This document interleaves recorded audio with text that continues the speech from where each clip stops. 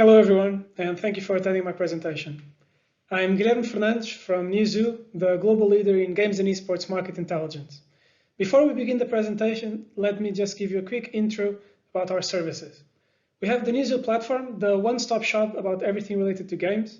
Our consumer insights will give you deeper understanding on consumer behavior in games, and also Newzoo Consulting, where we work with some of our biggest clients in custom projects. Continuing with the presentation. Let me give you a quick overview of what we're going to be talking about today. We'll begin by looking into the Singaporean Games Market in numbers and how it's integrated within the global games market. Then a more qualitative section where we're going to be discussing the biggest trends that are shaping the games business nowadays. And we'll conclude by combining everything to analyze what the future of games in Singapore and Southeast Asia looks like. Let's first start with the games market in numbers. If we look at the global games market forecast, we can see that it's growing very, very fast. Between 2017 and 2023, we expect the market to grow over 10% every year in terms of CAGR, and the APAC region is going to be responsible for about 50% of the market in each of these years. We can also see that Southeast Asia is gaining market share over the years because it is growing at nearly twice the pace of the average of the market. If we look at 2019 and 2020, we can see that there's a very big increase, and the next slide is going to tell you a bit more about that. As we all know, 2020 has been quite a unique year because of the effects of COVID-19 that have led to a lot of negative impacts in our lives. But in terms of the games market, we actually see quite significant growth because of the acceleration of behaviors and patterns we were already seeing before. So that means that we have a lot more growth this year than what we originally expected. If we look at our pre-COVID forecast and our newest forecast for the global games market in 2020 that we updated last month, we see that there's a $17.8 billion increase, making the market in 2020 almost reaching $175 billion. Mobile gaming was the sector that benefited the most because of the lower barrier to entry, the spillover effects from PC cafe closures in the East, and also mobile game development was the least affected. But console, on the other hand, saw a lot of growth, but a lot of delays as well, because the game development was significantly more affected. This makes us a little bit more cautious regarding the growth for 2021, and we'll be looking very attentively into what happens in the market and updating our forecasts accordingly, so keep an eye out for that. And regarding PC, it also grew, but the shift was not as big because PC is a more mature market that is not as susceptible to these kind of changes. Going back to the Southeast Asian market, we see that it's growing very, very fast. Between 2017 and 2023, we expect the market to almost triple, and most of that growth is going to come from outside of Singapore. The rest of the SEA market is going to grow at over 20% every year in terms of CAGR. Singapore, because of the slower growth, is going to lose some of its market share, but that's normal considering the smaller population that it has and also the fact that it is a more mature market. For 2020, we expect the games market in Singapore to be worth just under $400 million, with mobile taking the largest share of that, almost 2/3, followed by PC with 21% and console with 15%. There's going to be 3.8 million total gamers in Singapore in 2020. But how is this segmentation going to evolve over the years, you may ask? As we see in 2020, there's a big gap, the big bump in mobile, that is particularly smartphone grew over the 50% threshold. But in fact, PC downloadable box is actually going to be the share of the market that's the segment of the market that's going to be growing the fastest, taking away some of the market share from browser that's decreasing globally, but also tablet. Lastly, let's look at some gamer demographics in Singapore that come straight from the Newzoo platform. The top persona is the time filler. These are people that play mostly casual games while passing some free time that they have on their hands, like when they're waiting for an appointment or commuting. Most of the time fillers in Singapore are female. The biggest part of them are in the 36 to 50 years old age group, and they are not really an esports audience, with only around 5% caring about esports. The second most popular persona is the subscriber that cares very little about the hardware that they use to play games and more about the experiences that they can enjoy while they're playing the games. And lastly, the popcorn gamer that enjoys viewing game content a lot, but doesn't really care for playing or owning gaming hardware. Let's move on to the second part of the presentation, where we'll look at some of the most impactful trends that are defining the future of the games market. First, I want to talk to you about the completely unique competitive landscape that we're going to see on console. All of the three major console manufacturers have entirely different strategies. If you look at what Sony is doing, they're focusing a lot on premium hardware with defining games that really leverage that hardware the same way that they've done in the previous console generation that they've won. They're also betting on VR and investing in subscriptions like PlayStation Plus and PlayStation Now.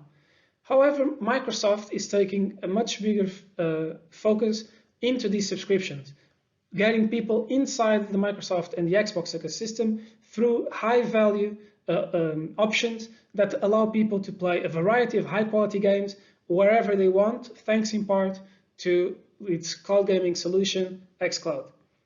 And lastly, looking at Nintendo, they're still leveraging its decades-old, very iconic IP that's known all around the world so that people can play games with that IP in very innovative hardware, share experiences, and with a big focus on mobility as well, considering the type of console that it has released in the past. And this is related to my next big trend, which is subscriptions and cloud gaming. The two of them together are going to be a very strong proposition for consumers and will change the market. Music and video have already gone through their own gaming subscription revolutions, and gaming is next in line. There are already a variety of options that consumers may choose, but before we go into that, let me talk about some of the main considerations that we should keep in mind when analyzing how subscriptions will change the market. First of all, there's going to be a renewed focus on content exclusivity. Because that's crucial to bring players and gamers into a specific subscription, because as always, content is going to be king. But then with so much content on subscriptions, how are digital stores going to be affected? They're going to lose some of their revenues because people are not going to be buying as many games, opting instead for a more affordable monthly value for access to a wide range of games.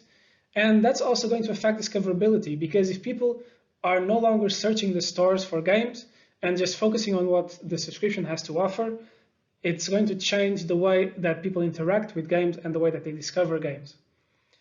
That's also going to affect the role of the game's publisher, because it will no longer be focused on distributing the game and promoting the game, but more on controlling the IP, because since IP, the one who controls IP controls the content, and the one who controls the content controls the revenue stream. So that's going to be a very important role for publishers in the future. And also they're going to intervene more as investors or as funders of the game development process. We are also going to be seeing changes in the way that the games are made and monetized. The same way that nowadays the first few seconds of the song are crucial to determine if the people are going to listen to the rest of it, the same is going to apply to games. We're going to see increased focus on the first few moments of gameplay, because that's what's going to decide if the person continues to play that game or if they just switch to another of the multitude of games that they're going to have on their own subscription. And lastly, we're also going to see that the risk of subscription fatigue is going to push these services to have a regular stream of fresh content and the high quality of service. But then you may be wondering how are subscription and cloud gaming services related? With subscriptions, we have consumers no longer needing to buy individual games. And with cloud gaming, consumers no longer have to pay for very expensive hardware in order to play those games. So it's a very empowering move, and it will lead a lot of people into this option because it gives them a lot more freedom in the way that they interact with games. This is why we are seeing a lot of companies with already a two-in-one cloud plus subscription option, and even the big publishers like EA and Ubisoft that have their own subscriptions but no proprietary cloud gaming service are partnering with the external services to make sure that they can reach the cloud gaming market and monetize their options in a more B2B fashion. And lastly, the third trend I want to talk with you about is that the distinction between core and casual is fading rapidly. On one hand, we have casual and core titles exchanging ideas and monetization mechanics and gameplay mechanics that usually were only found in one of them. We had a lot of mobile games that are typically more casual with multiple currencies, login rewards, and in-game ads, but those are now also found on more core experiences and titles. On the other hand, we also have battle passes and licensing IP that used to be something very typical of core games, moving more towards the casual games. But it's not just about what one can find inside of the games. It's also completely new gaming experiences coming to mobile, which was traditionally more casual. We see that there's a variety of publishers with very strong core titles on PC and console making their way into mobile because they want to take advantage of the very fast growth that this segment is experiencing, and they want to capture it. We had, even this month, Activision Blizzard announcing that it wanted to make all of its franchises move to mobile or have a mobile experience so that they can gain and profit from this growth. In terms of premium games that were also absent from the mobile market for a very long time, we have their resurgence with Apple Arcade and Google Play Pass, bringing them back into the mobile ecosystem and giving new breath to premium games in mobile. This mix of casual, mid-core, and core titles can already be seen in today's Singapore top games in mobile for October 2020. As you can see in these tables, we have the App Store and the Google Play Store with a variety of games in terms of them being casual, mid-core, or core, but also in terms of the genres of the game, showing that there's a lot more diversity in what people can experience on mobile. And putting everything together, what does this mean for the future of games in Singapore and Southeast Asia? Let's first take a look at what's going to happen in terms of the business side. Singapore and Southeast Asia are going to have a very bright future ahead in the games business. As we've seen before, it's a market that's growing very, very fast in terms of revenues, and the games companies are aware of this. They are going to want to engage with the market to capture this growth, but they are also aware that not every country within Southeast Asia is the same, and what is successful in one might not be successful in its neighbor. So they are willing to invest, and they're going to have to invest a lot in localization efforts to make sure that they're successful in this market. Singapore in specific will continue to play a central role in Southeast Asia, but also in APAC. It is one of the most important business hubs in this region, and we've seen already that it's capable of attracting foreign investment, with many international games companies deciding to open local studios in the country. The Singaporean government has also already announced its willingness to support the local games business and is expected to continue to do so. There are already a variety of local companies, not just from Singapore, but also from all around Southeast Asia, that are very successful in games. The examples I have here are more focused on Singapore and are, for example, C Group and I Got Games and Razer, with the last one being one of the most recognizable brands in gaming hardware, because in the end, the games business is not just about software.